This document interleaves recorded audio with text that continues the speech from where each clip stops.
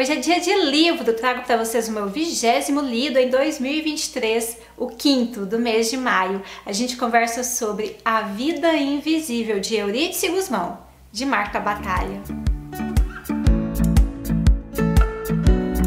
Se você não me conhece, prazer, eu sou a Vivi, é muito bom ter a sua companhia para falar deste livro publicado em 2016 pela Companhia das Letras.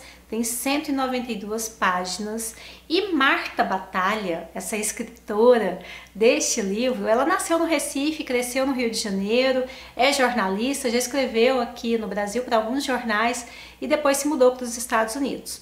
Quando ela escreveu esse livro, ela tentou publicar aqui no Brasil sem sucesso. Nenhuma editora se interessou na ocasião. Ela levou para a Europa e lá foi um fenômeno. Várias editoras se interessaram.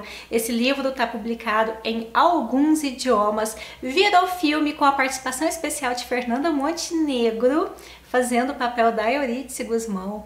Enfim, virou um fenômeno aqui no Brasil também. E é um livro muito gostoso de ser lido. A Vida Invisível, de Eurídice Gusmão, na verdade ela diz respeito à vida de todas as mulheres ali de 1940. Eu acho que a gente pode falar que diz respeito à vida de inúmeras mulheres de todos os tempos. É uma situação atemporal, claro que ela vai se modificando, amenizando, né, em alguns tempos, mas o machismo, essa condição da mulher ser oprimida pela sociedade, isso aí é atemporal, infelizmente, né? E aqui então a gente conhece esta mulher, Eurídice Gusmão, filha de portugueses imigrantes. Ela nasceu ali em Santa Teresa, um bairro do Rio de Janeiro. Ali os pais dela têm uma vendinha e ela foi, né, uma filha criada para ser esposa. E assim ela tem a outra irmã também, que é a Guida, que é outra personagem bem presente aqui no livro. Mas quando elas estão na adolescência, a Guida foge de casa, some, não deixa notícia, e aqui no livro ela vai estar meio que perdida até a gente chegar na segunda metade do livro, que é quando ela aparece. E na primeira parte desse livro, a gente vai ver a história de Eurídice, uma menina extremamente habilidosa, talentosa, inteligentíssima, com todas as possibilidades de ser qualquer coisa, de ser tudo, mas acabou sendo esposa, mãe e dona de casa. E a frustração que essa menina, essa mulher vai carregar ao longo da vida é uma frustração que acolhe várias e várias mulheres. É um livro que fala muito sobre a condição de mulheres de todos os tempos. Não é só das mulheres lá de 1940 a 1960, que é basicamente o período aqui desse livro, né? Se a gente pegar todas as opressões, agressões, as violências que aquelas mulheres sofriam naquela época, a gente vê que hoje, em 2023, não mudou tanta coisa, sabe? Então, assim, é meio que atemporal. Tem um narrador aqui que ele é em terceira pessoa e tem hora que parece que é um narrador, sabe, do futuro, assim, porque ele ridiculariza as situações aqui no livro, mas tem um outro lado desse narrador, quando vai falar das mulheres pretas, dá uma pincelada na vida delas e fala assim, não, mas isso aqui não nos interessa, voltemos aqui, né, para as mulheres brancas, de classe média, que são privadas do trabalho, que são privadas de se expressar, de mostrar sua inteligência.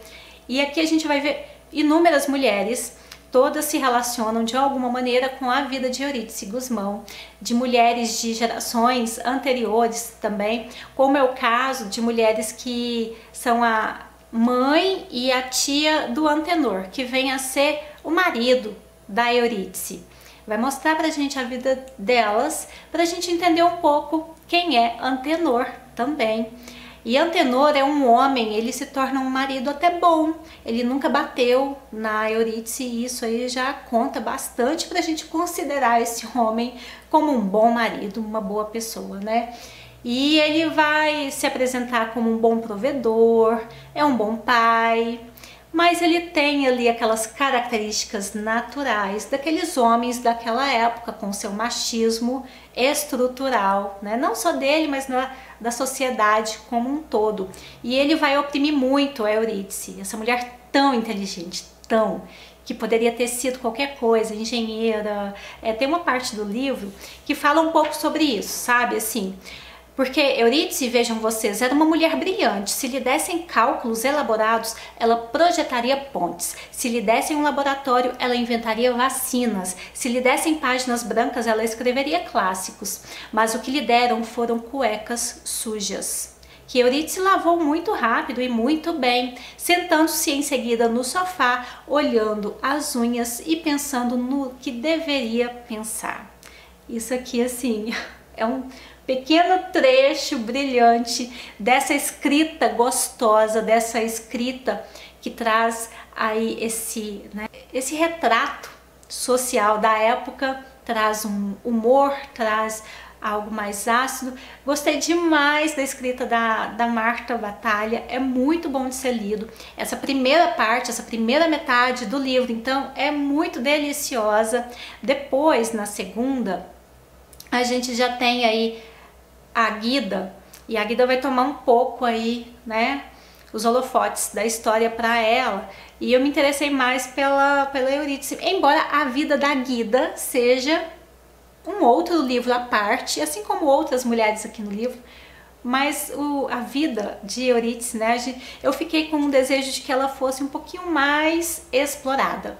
Eurídice vai ter 2 filhos, a Cecília e o Afonso, e vai mostrar essa relação de uma mulher aí que tá assim, angustiada por ter que ser apenas dona de casa. Vai mostrar essa relação com os filhos de uma maneira que vai ficar em segundo plano, na minha opinião. Talvez pudesse ter sido melhor explorada essa condição, né, de uma mãe que não quer ser só mãe. Embora a gente tenha visto isso em uma outra mulher, depois vocês vão ver lá no livro, se ainda não leu. Tem Zélia, que é a vizinha da Eurídice. Gente, a Zélia é uma fofoqueira amargurada e traz uma comédia, traz um humor pro livro muito necessário também. Amei conhecer Zélia, queria que explorasse um tiquinho mais, assim, para dar ainda mais uma graça, mas ela foi fundamental. Ela deu, assim, um ritmo bem divertido pro livro, sabe? Uma coisa que eu gostei também aqui é que é tudo muito fluido. A escrita da Marta, ela vai conduzindo a gente para essas outras mulheres de uma maneira muito fluida, muito natural. Parece que a gente está dentro de um baile. Sabe quando a gente está dançando e vai trocando de parceiro e a gente nem percebe isso e vai seguindo deliciosamente? É bem isso que a gente tem aqui no livro. A gente vai passando por várias mulheres, várias situações. A vida de nenhuma delas é boa, mas a escrita flui de uma maneira que a gente consegue levar com leveza, pelo humor mais ácido, pela ironia que se tem. Eu achei muito, muito gostoso. A finalização do livro, ele vem de uma maneira que talvez deixe a desejar, mas eu entendi o seguinte, que se a gente considerar que ali estava mostrando pra gente mulheres diferentes, com diferentes histórias, diferentes perfis, mulheres que foram oprimidas, né? E quando a mulher é mais oprimida? Na sua vida útil, né? Onde ela pode produzir, pode fazer, pode acontecer, né? Onde ela pode ser o que ela quiser, e a Eurídice poderia ter sido tudo, né?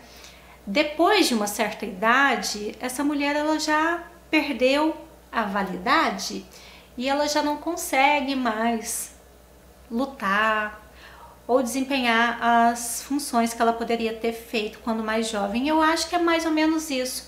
O livro ele meio que para de nos apresentar a vida de Eurídice em uma determinada idade. Eu fiquei querendo um pouquinho mais, mas eu acho que eu entendi que foi isso que aconteceu, né? A mulher quando vai envelhecendo, qual é o papel dela na sociedade, né? Qual a importância ela pode ter, qual o peso? Ela vai fazer alguma revolução? Talvez, mas muito difícil, né? Vale considerar também que essas mulheres, essas outras que vêm de outras gerações, carregam, né, como eu disse, essas mesmas problemáticas, e o machismo que se apresenta aqui, que é um machismo muito natural, assim, ridiculariza um pouco os homens, que é também para trazer graça, tá, gente? Não vamos levar isso para um lado assim ofensivo, não. Eu acho que é para trazer humor. Tem pessoa que apela, né? Tem pessoa que fala, ai, não precisava colocar tão caricato assim. Mas isso é a vida, gente. E a gente tem que tentar ler e conduzir as coisas com esse humor. Nem sempre eu tenho, mas aqui eu tive. E eu gostei muito deste livro. Já leu? Você conhece a história? Já viu o filme? Eu não vi o filme, eu nem sabia que esse filme existia. Fiquei sabendo agora, durante essa semana. Leitura super rápida, gostosa, engraçada, embora a temática não seja, né? Mas é um livro para todo mundo ler e se divertir. Eu acho que esse é o ponto, assim. Apesar de tudo, a gente se diverte. É isso, espero que vocês tenham gostado. Se gostou, deixa aí o seu like, comenta, compartilha. Eu espero você nos próximos vídeos. Beijo, tchau!